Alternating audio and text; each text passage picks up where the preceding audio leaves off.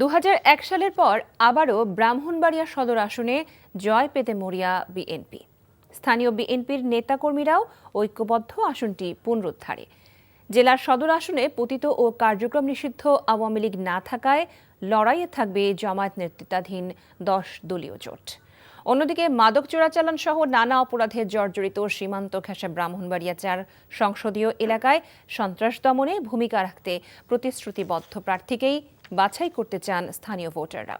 শিহাবুদ্দিন বিপুকের সাথে নিয়ে নাজিবুর রহমানের রিপোর্ট, ক্যামেরায় ছিলেন রনি রায়হান। ব্রাহ্মণবাড়িয়া সদর এলাকার বাসিন্দারা অনেকেই সামাজিক যোগাযোগ মাধ্যম ব্যবহার করে দেশের খবরাখবর রাখেন। ভোটের মৌসুমে সে নির্ভরতা আরও বাড়ছে, আর এতে অপতথ্য আর গুজব ছড়ানোর নতুন সংকট উকি দিচ্ছে।